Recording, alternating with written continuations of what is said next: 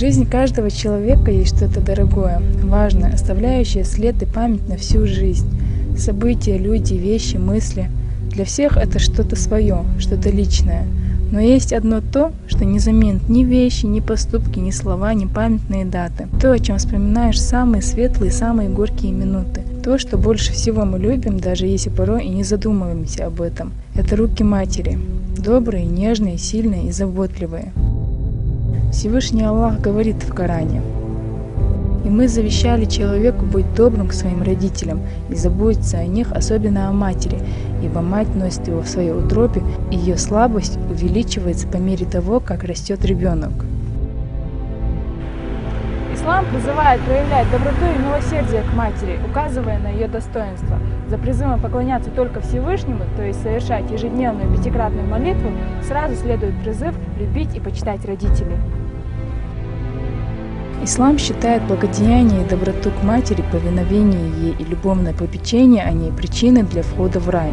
Поскольку женщина в большинстве случаев слабее мужчины, ислам предпочел мать отцу, призывая оказать ей больше благодеяния, доброты, сострадания и любезности, чтобы гарантировать ее права.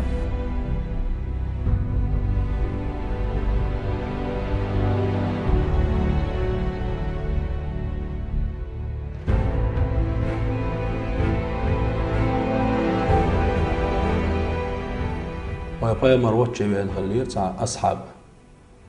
Så khatler elçine sallallahu aleyhi ve selleme şa ugret ehdik hans khalvi yesal.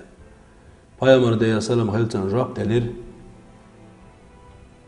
Hanin khalvi nani hon hasad ehdik khalvi şurik. Aqmilu elir taq nani hon. Aqmilu al qulu elir taq nani hon elir. Aqmilu al di al khatin taq adawhon elir. Nin haqqa قوز Пайгамбар саллаллаху алейхи ва саллама сауда акнира. Ислам указывает, что надо увеличить право матери на благодеяние в 3 раза больше по сравнению с отцом, поскольку мать с тягостью носит ребенка в чреве, с тягостью рожает его, потом кормит его, испытывая все виды мук и страданий. Мать одна переносит беременность, роды и кормление, а потом участвует с отцом в воспитании ребенка. Мать носит ребенка в чреве почти 9 месяцев. В это время он питается за счет ее питания и ее здоровья.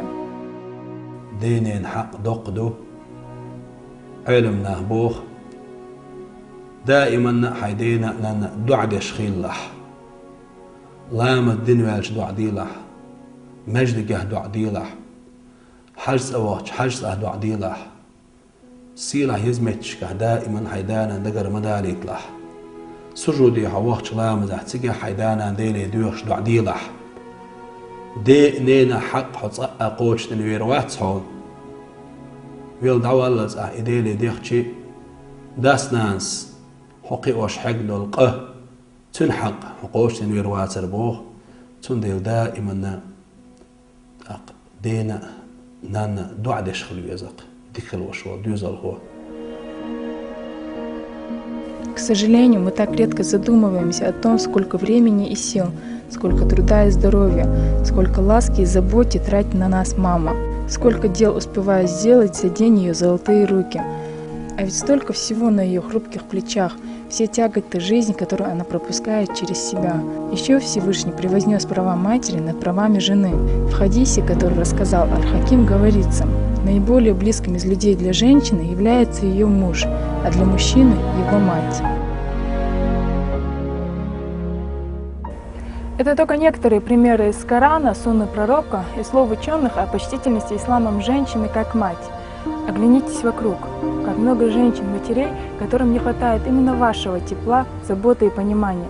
Как много матерей, которые стараются угодить своему уже взрослому ребенку, дабы получить от него хотя бы малейшее внимание.